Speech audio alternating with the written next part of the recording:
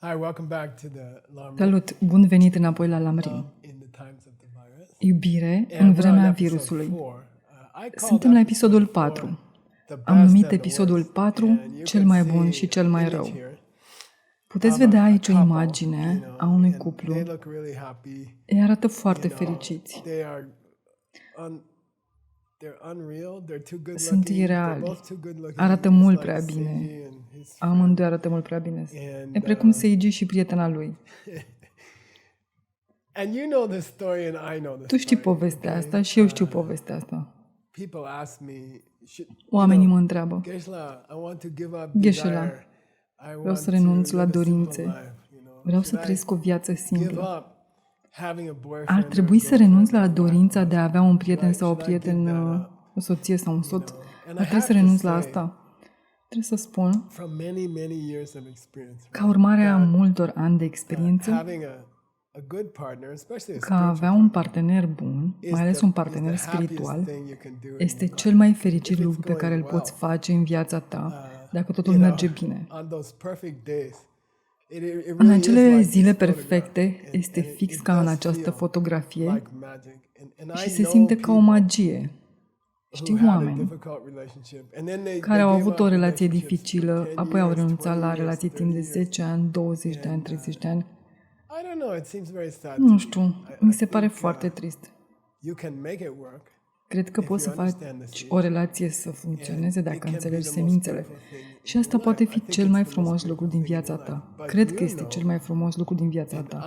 Dar amândoi știm că atunci când merge rău, cel mai frumos lucru din lume se transformă în cel mai groaznic lucru din lume. Și nu există nimic asemănător cu suferința de a rămâne cu cineva în aceeași casă sau în același apartament unde v-ați iubit și acum chiar urăști această persoană mai mult decât pe oricine sau te deranjează tot timpul și simți continuu tensiune. Deci, acest episod, numărul 4, îl numim cel mai bun și cel mai rău pentru că atunci când ceva poate părea extrem de frumos, de asemenea poate fi și îngrozitor. Depinde doar de cât de bine puteți continua să plantați semințe, ce fel de semințe puteți planta. Dar se pare că în viață, cele mai frumoase lucruri se pot transforma în cele mai groaznice lucruri. De ce vorbim despre lucrurile astea? Hai să ne întoarcem la text. Masung Nani. Pabonka Rinpoche descria cât de bine este dacă o persoană se poartă frumos cu ceilalți oameni, mai ales în vremuri grele, mai ales în locuri dificile și în momente istorice dificile, cum ar fi chiar acum. Oamenii care sunt amabili unul cu celălalt, oamenii care dăruiesc lucruri, oamenii care se tratează reciproc cu respect și iubire în aceste vremuri dificile, atunci ei sunt ca un Buddha care s-a întors pe această planetă. Acei oameni sunt speciali și trebuie să spun, când faci mici lucruri drăguțe pentru alți oameni, în aceste vremuri periculoase, este cel mai dulce, adică te vor face fericit. Este ca o autostradă directă spre fericire. Bineînțeles că este un lucru teribil, bineînțeles că rănește pe toată lumea, dar acesta este momentul în care poți fi un budist adevărat. Poți fi un Buddha. Poți fi o persoană cu adevărat specială acum. Deci, acestea sunt oportunități bune. Acum, cum ar fi dacă am renunțat la egoism? Ce ar fi dacă am avea aceste emoții? Nu știu cum e la tine, însă pentru mine e că atunci când nu pot dormi. Se pare că mai mulți oameni au probleme cu somnul în zilele noastre. Desigur, este o perioadă periculoasă. Este o perioadă cu o mulțime de griji, suntem îngrijorați pentru noi înșine, suntem îngrijorați pentru alți oameni.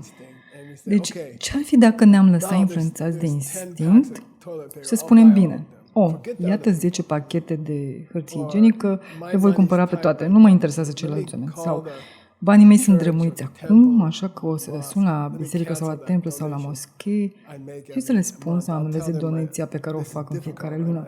O să le spun, e dificil, am probleme acum, nu pot face acea donație. uită de Clubul de Aur, voi opri donația către Clubul de Aur. Deci, este tentant să gândești așa. Acum, iată ce spune textul. Masuna Nighelung la Raptuce pe Do. Există o sutră numită Îmi place să fiu amabil. Există o sutră numită Îmi place să fiu amabil. Raptucepa. Sage are în textul lui Dang Chenzin, care înseamnă prețuire de sine. Avem aici cepa, adică chiar iubesc și prețuiesc să fiu bun cu ceilalți oameni. Aceasta sutră spune Lale Tsutrin Dewate, Lale Tsutrin Dewa Nin, Tsutrin Dewa Dewate, Tsutrin Cewa Lo. E ca prietena sau ca prietenul? Lale Tsutrin Dewate. Moralitatea unora îi face fericiți toată ziua. Moralitatea altora îi face să sufere toată ziua. Când îți păstrezi moralitatea, când ești drăguț cu alți oameni, asta e însă și definiția fericirii. Și când ești deprimat și în timpul epidemiei devii egoist și ții pentru tine ceea ce ai și nu împarți cu nimeni și ești nervos și ești tensionat și te porți rău cu alți oameni, ei bine, atunci încălcarea aceleași integrități morale e cel mai rău lucru. Deci moralitatea, jurămintele, angajamentele prin care trebuie să fii bun cu ceilalți oameni sunt ca un iubit sau o iubită. Ele te pot face incredibil de fericit sau te pot face teribil de trist și nefericit. Dacă încalci aceste legi ale moralității, dacă tratezi alte persoane urât, dacă îi tensionezi și le produci nefericire, atunci aceleași jurăminte te vor face nefericit, ai înțeles? La fel ca iubita sau iubitul acela. Am căutat și am găsit pentru tine. Am găsit.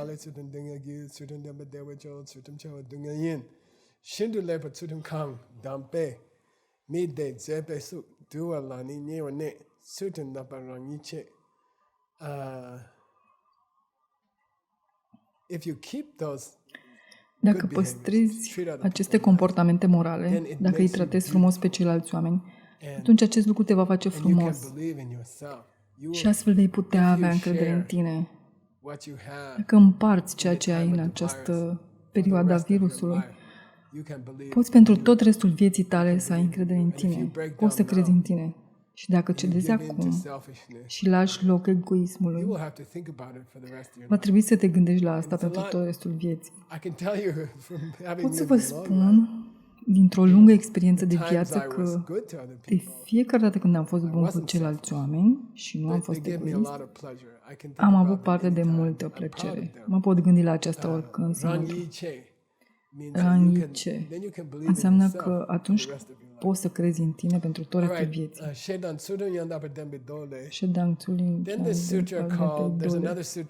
Apoi mai e o sutră pe care el o citează, care este sutra despre oameni care sunt amabili cu ceilalți. Există o propoziție foarte, foarte puternică acolo și mi-o amintesc. Am auzit-o spusă de multe ori. Și este: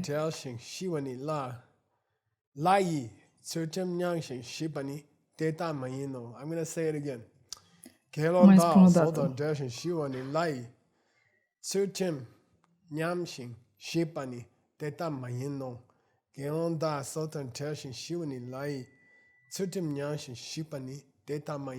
Okay? Losing your life Îți pierzi viața is a hard thing. E un lucru Losing greu. your life is a Îți hard pierzi thing. viața este un But lucru losing greu. your morality, Dar să-ți pierzi integritatea morală e mult, mult mai rău. if you compare Dacă breaking comparați down during the time of the depresia virus din perioada and virusului becoming selfish is și a much deveni worse egoist, than e dying. mult It's mai better rău you decât să die. mori. Mai bine să fii murit decât să fi fost egoist în timpul virusului. E ciudat, așa? E ciudat să spun asta. Geshe-la, toată lumea e un pic egoistă. Doar am cumpărat puțină hârtie igienică în plus. Nu sunt un monstru. Nu. Buddha a spus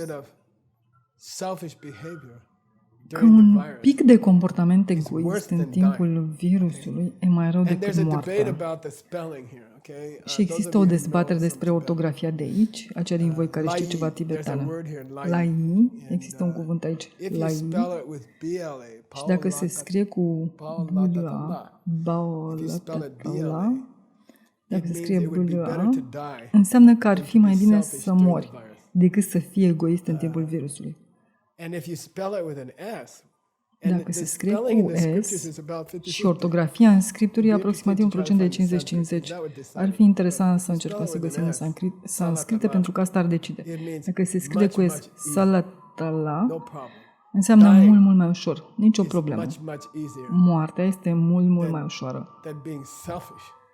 decât să fii egoist în timpul virusului. Moartea ar fi un lucru ușor în comparație cu a nu împărți banii în timpul virusului. Oh, ce vrei să spui? Și avem o imagine aici. Am petrecut mult timp grădinărind pentru că sunt în carantină. De obicei o lăsam pe Veronica să se ocupe de grădinărit și eu doar mă bucuram de flori. Acum îi zice ceva de genul: bine, acum că ești aici, ai face bine să smulgi burenile. Deci ceea ce vedeți aici este... Știți că grădinaritul nu înseamnă să plantezi flori frumoase doar. Grădinaritul este să te așezi în genunchi și să smulgi bureni ore întregi. Este o prostie. De fapt, am avut o dezbatere. I-am spus, aceasta nu e o bureană, nu o scot. I-a spus, ea este o bureană. I-am spus, dar este o floare frumoasă. Ea spune, da, dar e o bureană cu floare frumoasă. I-am spus, dar dacă are o floare frumoasă, nu e bureană, ar trebui să o cultivăm. I-a spus, nu, aceasta e o bureană. Cine a decis că aceasta este o bureană? I-a spus, și toată lumea a decis că aceasta e o bureană. I-am spus, dar îmi place floarea. Albinelor le place floarea. Am avut o dezbatere de genul acesta. Săptămâna trecută am cumpărat niște flori pentru toamnă, pentru că trebuie să plantăm flori diferite pentru albinele noastre. Avem un stup de albine. Am găsit o floare, pe parchet scrie că în Hawaii este o bureană. În California aceasta e o floare de grădină. I-am arătat-o. Aceasta este vacuitatea burenilor. De ce vorbesc despre asta? Când scoți o bureană, trebuie să fii atent să nu o scuturi. Pentru că atunci când o scuturi, 100 de semințe cad din păstaie. Când scoateți o bureană, dacă o scuturi, ea poate crea încă 100 de bureni. Înțelegi ce vreau să spun? De ce vorbesc despre asta? Când sunt egoist, în timpul epidemiei, când nu dăruiești ceea ce ai în timpul virusului, acest fapt este ca o bureană care va crea încă 100 sau 1000 de evenimente egoiste. Înțelegi ce vreau să spun? Ar fi fost mai bine dacă ai fi murit, chiar înainte de a fi egoist. Pentru că dacă ești un pic egoist cu lucrurile mici, în timpul zilelor dificile când toată lumea are nevoie de tine să nu fii egoist, atunci plantezi mai multe semințe pentru a fi egoist în viitor. Mii de semințe. Scuturi o bureană. E un lucru foarte interesant. Ar fi mai bine dacă ai fi murit decât să fii puțin egoist în timpul virusului. Pentru că aceasta va crea încă 1000 de evenimente egoiste și vei suferi mult mai mult decât dacă ai fi murit.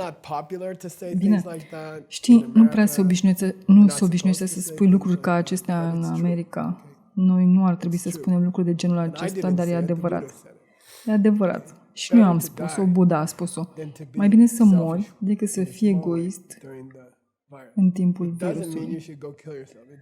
Asta nu înseamnă că ar trebui să te sinucizi. Nu înseamnă asta. Înseamnă nu fi egoist. Fii altruist și să nu-ți încalci jurămintele doar pentru că există un virus care circulă. Jurămintele tale ar trebui să dureze mai mult decât atât. Nu se termină aici. Acesta nu e sfârșitul. Dacă te-ai îmbolnăvit de virus și ai muri, acesta nu e sfârșitul. vei continua să existi, vei It's so trăi funny. într-un alt People loc. say, I don't believe in Este future amuzant, life. oamenii I spun, say, were you nu born? cred într-o viață Yeah. viitoare. Eu spun, So, te-ai născut? E bine, how were da. you born? Deci, Oh, cum te-ai causes născut? and conditions, Geshe-la. Cause Au and effect. cauze și Small condiții, causes gheși la came together, cauză I și got born. efect, cauzele mici So I said, au apărut împreună, m-am can it născut, happen așa again? că am They say, spus. no. Se poate I say, întâmpla din nou? In Îi 1,000 spun, years, can it nu. happen again? Eu Well, spun, maybe. într-o mie In de a ani s-ar billion putea years, întâmpla can it din happen nou? again? I guess Ei bine, probably. poate. In a Într-un billion miliard de years, ani can it se happen poate again? întâmpla For din sure. nou? Cred că e Okay, probabil. so you're gonna be born În miliarde again. și miliarde Da? de ani s-ar putea Alright. întâmpla din nou, sigur? Bine, deci te vei naște din nou. Da. Then Pabonka Rinpoche says, why is the Atunci, Buddha being so Pabonka radical? Rinpoche spune, de ce Why este did the Buddha Buddha atât say de it's better to radical? die? He said, De look, ce a spus Buddha că e mai bine să mori? L-a spus, uite, when you die, you just lose one death. când mori, pierzi doar o You viață. lose one life. When you Când die, mori în această in this world, during this virus, lume, if you în timpul die, acestui you lose virus, one dacă life, mori, okay? ai pierdut o viață. But if you break down Dar dacă during the cedezi pressure of the virus, în timpul and you're presiunii selfish, virusului and you hurt other și ești people, egoist don't și share rănești whatever, alte persoane, then you are nu affecting, împarți he ce ai cu alte says, persoane, atunci vei fi afectat, 100 spune el. times 100, De 100 de ori, 10 million lives. You're 100, affecting ori 10 100 de mii de vieți, 10 milioane de million. vieți. You won't be happy. Drelshing, nu vei fi Won't be fericit, born into a good te place. vei naște într-un loc with a good family. bun, cu o familie bună And you are basically sacrificing și, practic, happiness tu of 10 sacrifici million fericirea a lifetimes 10 milioane de by vieți being selfish during the virus. prin a You fi might as well egoist die. în timpul Could be better if you virusului. had died. Ai putea la fel de bine să Bangde, mori. number Ar two, fost mai when bine someone de lives in your dacă ai fi world, murit. you will have a terrible life for 10 Vei million. avea o viață îngrozitoare timp de 10 milioane de vieți.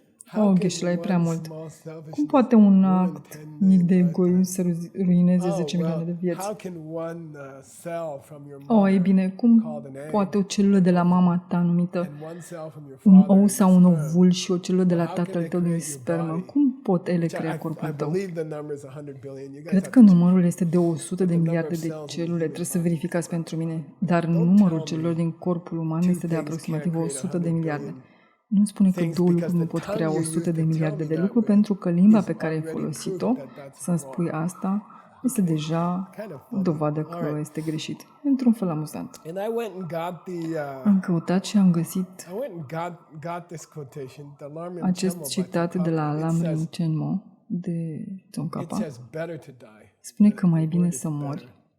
Cuvântul Then este I mai found it bine. in the Kangyur, Apoi am and it găsit-o în says Kangyur easier. și se traduce mai The ușor. other spelling.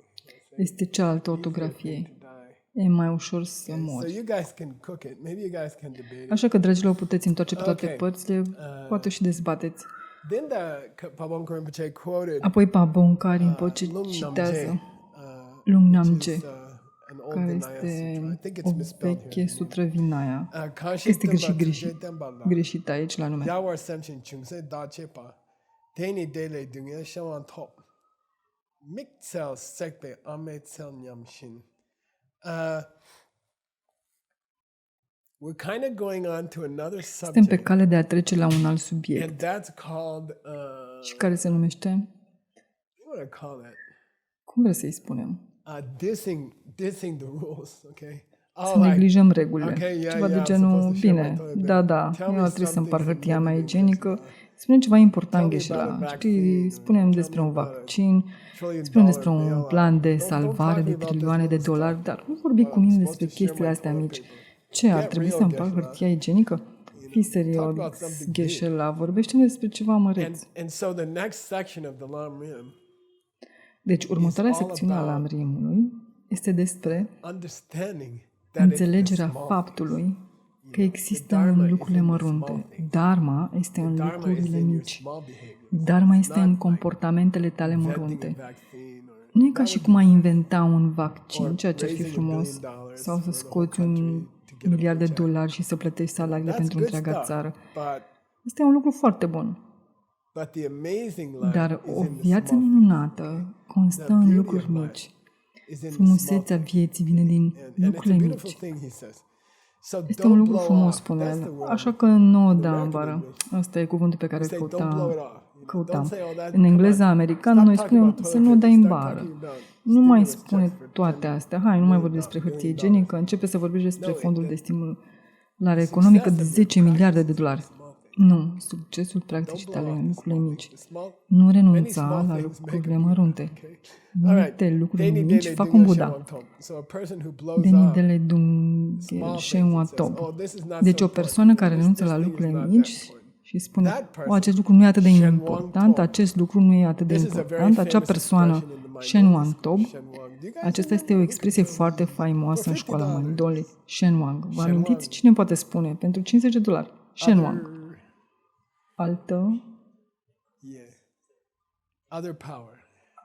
Altă putere. Sub cealaltă putere. Da. Aici o vedeți într-o propoziție normală. Deci Shenwang este cuvântul din școala Mindoli pentru cauză și efect într-adevăr. Deoarece cauzele trebuie să aștepte, efectele trebuie să aștepte cauzele. Cauzele sunt pisicile grase, efectele sunt popândâilor și efectele trebuie să aștepte pisicile grase. Rezultatul trebuie să aștepte cauza. Deci oricum, Shenwang. Această persoană care abandonează micile gesturi de bunătate față de ceilalți oameni spune, uite, sunt un mare budist, am de-a face cu milioane de dolari. Nu țin ușile deschise pentru oameni. Fac budismul meu, Geshe-la, la un nivel superior. Atunci nu înțelegi. Succesul practicii tale stă în lucrurile mici și atunci când o dai în bară, afectezi lucrurile mari. Și el dă un exemplu. El dă un exemplu și este într-un fel ciudat. Trebuie să fii în India ca să înțelegi. Copacii tineri de mango, care fac parte din stilul de viață indian. Dacă locuiești în India, sezonul de mango este un moment plin de bucurie. Este o perioadă foarte, foarte fericită când apar fructele de mango. Primele fructe de mango valorează $20 și apoi o săptămână mai târziu acestea valorează $5. O săptămână mai târziu acestea sunt în valoare de 50 de cenți și o săptămână mai târziu toată lumea încearcă să le dea. Deci, oricum, copacii de mango sunt foarte valoroși în India și sunt foarte delicioși și foarte productivi. Dar tind să crească buruieni în jurul lor. Uneori, oamenii vor ieși să taie buruienile cu o seceră și vor tăia accidental și copacul de mango. Deci, care este exemplul pentru voi? Întrebare de $30. El a mers să taie buruienile și a tăiat copacul mango.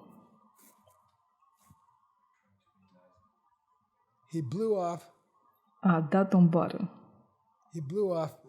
A dat-o în bară. Deci spune, nu vorbi cu mine despre a împărți hârtie igienică. E ca buruienile. Dar dacă ignori buruienile, dacă nu tratezi buruienile cum trebuie, îți pierzi pădurea de mango. Are sens. Dacă nu-ți tunzi gazonul cum trebuie, pui la mașină un cauciuc desumflat, cum așa?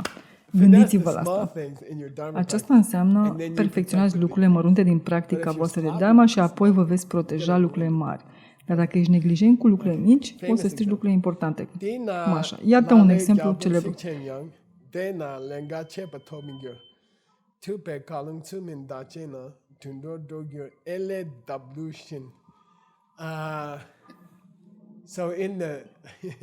Deci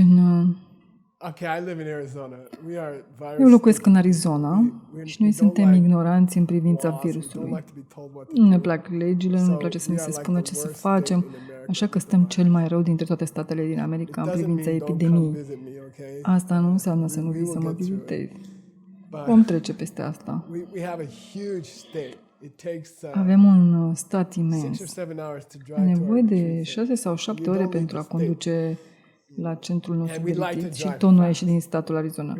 Și ne place să conducem repede. Acesta este singurul stat din America unde nu trebuie să porți o cască pe motocicletă, pentru că ne place să mergem repede și ne place pericolul.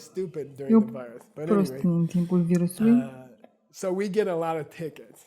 luăm multe amenzi. Luăm o mulțime de amenzi pentru excesul de viteză. Poliția adoră să stea acolo și să prindă oamenii din Arizona pentru că întotdeauna mergem prea repede. Încă de vremea când eram copil, când am fost un copilaj, mama mergea prea repede. 4 frați în mașină, iar mama mea conducea prea repede și poliția o oprea. Nu am plâns niciodată, nu am văzut niciodată plângând, doar uneori. La un film bun sau ceva, când poliția a oprit-o, ea începe să plângă. Am 4 copii în mașină, nu am destulă mâncare. Poliția spune, e în regulă, data viitoare să nu mai conduci așa de repede. Nu faceți griji, nu vă voi da amendă. E foarte amuzant. Apoi a închis geamul și lacrimii s-au oprit. I-a spus, bine copii, să mergem. Polițistul ne-a lăsat în pace. Deci aici, în Lamrim, se spune că puteți obține o pauză de la autorități dacă știi cum să vorbești, dacă știi cum să te plângi. Uneori nu primești pedeapsa pentru lucrurile pe care le faci, dar ce o să spună?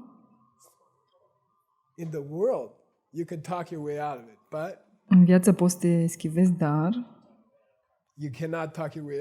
nu te poți eschiva în fața karmei. Nu te poți eschiva în fața karmei. Karma nu este ca un polițist care, dacă începe să plângeți, polițistul va spune, e în regulă, e în regulă. Karma nu are niciodată excepție.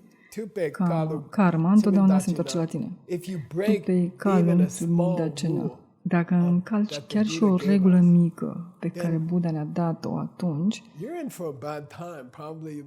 nu o să ai o experiență plăcută. Probabil că te vei naște ca un animal, spune.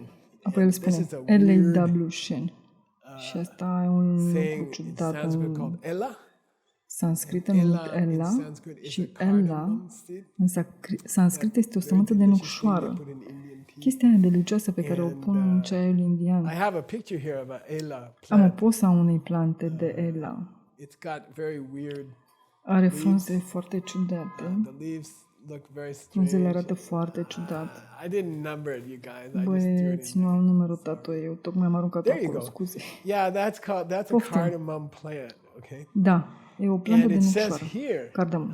Scrie aici că o să sfârșești ca tipul ăla cu nucșoara. Aici facem referire la o persoană. Și este o poveste foarte frumoasă. Iată povestea. Și cred că ar putea avea de-a face cu virusul, dar budiștii ar trebui să respecte mediul înconjurător, da? Ca budiști. Ni se cere de către Lordul Buddha să respectăm mediul înconjurător. De exemplu, călugărilor și călugărițelor nu le este permis să taie o plantă verde fără o rugăciune specială. Este un jurământ. Nu avem voie să tăiem o plantă verde fără un ritual special, deoarece Buddha a spus că distrugi un oraș al unor creaturi mici. E ca și cum ai bombarda un oraș întreg al unor creaturi foarte mici. Există creaturi mici pe care nu le poți vedea cum trăiesc sub frunze, în jurul plantei. Și când tai planta sau omoră o plantă, sau când poluezi și ucizi un întreg amazoon, ucizi miliarde de case ale oamenilor. Cuvântul persoană, oameni, în budism, nu face distinție între oameni și animale. Când distrugi Amazonul, distrugi miliarde de case ale oamenilor. Și vei obține karma distrugerii a miliarde de case ale oamenilor. În Vinaya nici măcar nu avem voie să scuipăm pe o plantă, pentru că am putea răni unele creaturi mici care trăiesc acolo. Ăsta e orașul lor și asta ar putea neca pe una din ele. Este foarte interesant. Oricum, a existat un călugăr în cele mai vechi timpuri. A citit acest mic jurământ, un jurământ mic al călugărilor. Se numește Tungce. Este un jurământ scurt, iar jurământul scurt este nu scuipați pe plantele verzi și nu tăiați plante verzi fără un scop special. El făcea meditație într-o peșteră Gorek. Și Gorek este means gorek. Gorek înseamnă capras. And there was a ela plant Era o growing plantă de ela on top of the cave. care creștea pe partea de sus a peșterii And la every ușă. time he went out, it scratched his head. Și de fiecare dată când ieșea, îi zgâria capul, And capul many îi chea. times he said, De I multe gotta ori a pull spus, this. I gotta pull trebuie this să o thing scot out. de aici. And then he remembered his vow. He Și said, apoi și-a no, adus aminte de jurământul său. A spus, nu, there are e small verde. creatures living there. Există Maybe there's a creaturi whole mici city care of trăiesc small acolo. creatures. I Poate că shouldn't pull există it out. un întreg oraș de But he creaturi kept mici. scratching it. One day he N-ar scratched trebui it să o like scot. 3 times. Dar el a continuat să se zgârie. Într-o zi s-a zgâriat de 3 I'm ori. pulling the Apoi a he pulled spus, the plant out. asta e, And then scot planta. A that's scos planta. bad, but then he said Asta something nu e worse. He bine. said, "These Iar apoi a stupid spus small ceva rules." și mai rău. Buddha A spus, piles on us aceste 252 mici reguli small stupide pe care Buddha ni le-a dat, It's too 253 much, de you know. What's he reguli mici pentru This is călugări, dumb. e prea This- mult. this monk's Dar ce not se dumb. gândește? E o He prostie. said something like that. Jurămintele pentru Then călugări guess sunt what happened to tâmpite. him? A spus ceva de genul He acesta. was born as a naga. Ghiși ce s-a întâmplat cu small el? dragon. S-a născut ca un And he naga, had, ca un I dragon forget, mic. 7 heads or something, and they Și all look avea, like am uitat, cardboard 7 plants. capete sau He așa looks like a ceva. walking Toate cardboard arătau ca o plantă de plant. nucșoară. So, Arăta ca o that's plantă the story mergătoare of de this nucșoară. Asta e povestea I acestui like tip. the next picture. I'll show you the next picture. Îmi place imaginea următoare, vă voi arăta următoarea If you talk fotografie. about how does Buddhism Dacă vorbim speak about the despre environment, ce protecting the spune environment, in budismul the next despre picture here, mediu, protejarea mediului, you can în see imaginea someone is următoare aici, drinking water puteți from the vedea stream. pe So in the old cineva days, că bea apă 2,500 dintr-un years pârâu. ago, Deci în vremurile străvechi, acum when the monks 2500 needed de water, they just ani, went to stream când and călugării aveau nevoie de apă, drink. se duceau la un pârâu să bea apă. Dar prin they're- jurămintele they're lor, required by călugărilor monk este spouse solicitat să to check the verifice water first to see mai if there's întâi any small apa creatures on top pentru a of the vedea water. dacă există And orice we're creaturi even mici pe supposed to partea de use a sus a apei. sieve. Trebuie Monks să are supposed to carry a folosim chiar și sieve o at all sită. times. Călugării ar trebui să You know, they poartă o give sită you one tot nowadays. timpul. They give you a kitchen sieve. It's Primești about una this în big. zilele noastre, ți se dă o When sită you de become a bucătărie, monk, este and, cam atât de it's funny mare când because, devii călugăr. Then E you just amuzant pentru keep it in că your room for the rest o of your păstrezi life. doar în But in the camera old ta pentru days, tot restul vieții tale.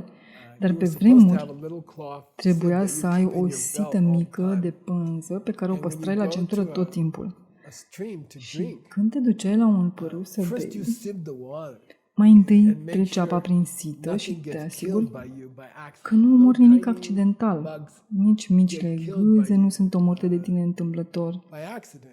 And there's even a Și există chiar interesting și rule o regulă in the interesantă monks' vows that if a în group of jurămintele monks călugărilor care goes spune down că to the stream, dacă un grup de călugări coboară la râu să the bea, guy to check with his persoana sieve care verifică should be apa the cu nicest. sita ar trebui să fie cea mai The rule amabilă. is, if there's Regula 5 este monks, că dacă should există pick 5 the most călugări, compassionate ei ar monk trebui să aleagă check cel the mai water. plin de compasiune călugări pentru a So verifica if a apa. monk Deci, is not dacă un allowed călugăr nu are to voie să even take ia a sip of water nici măcar o from a înghițitură small de apă stream dintr-un mic without pârâu, protecting the creatures fără that live there, protejarea creaturilor care then trăiesc what's acolo, going to happen to a whole atunci planet ce of se people va întâmpla cu who destroyed întreaga the rivers planetă a of the oamenilor care au world distrus râurile din for întreaga billions of lume și creatures? miliarde de What's creaturi? going to happen Ce to se va those întâmpla cu acei people? oameni? That's the Acesta level that we're supposed to este take care of. nivelul la care ar trebui să avem grijă de mediul All right. nostru. Bine?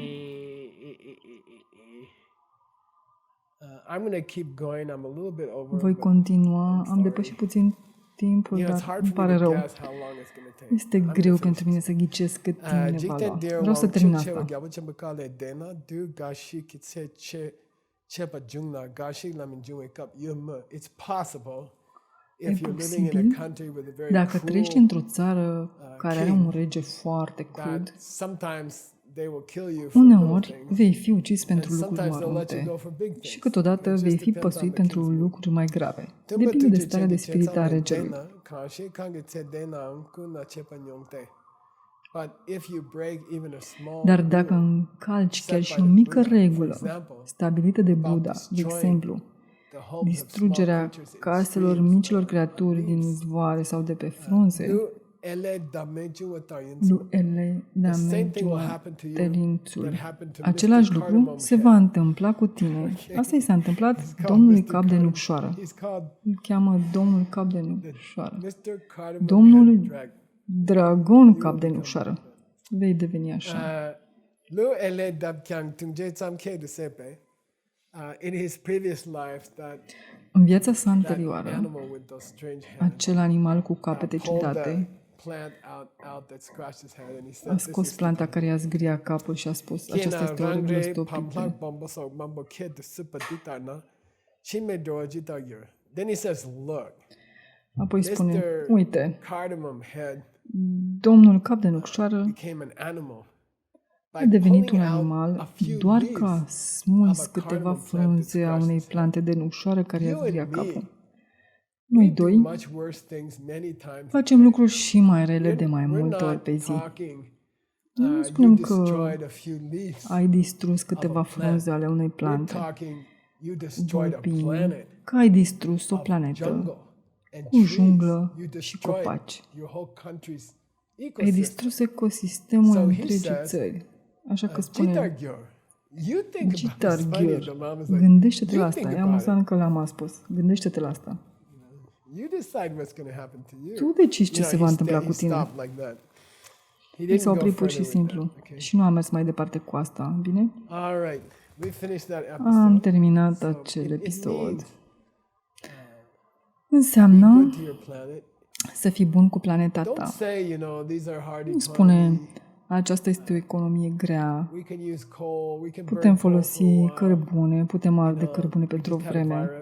Nu. Noi tocmai am avut un virus și trebuie să facem economia să meargă. E în regulă să uităm de mediul înconjurător pentru o vreme. Și asta de asemenea e într-adevăr o prostie. Când economia nu merge, dacă doriți să faceți ca economia să meargă mai bine, atunci fii bun cu natura și fii bun cu acest cer albastru frumos, cu lumea plantelor verzi, pentru că asta îți va îmbunătăți economia. Bine? Ne vedem în episodul următor. Mulțumesc, Tim, mulțumesc, Sigi.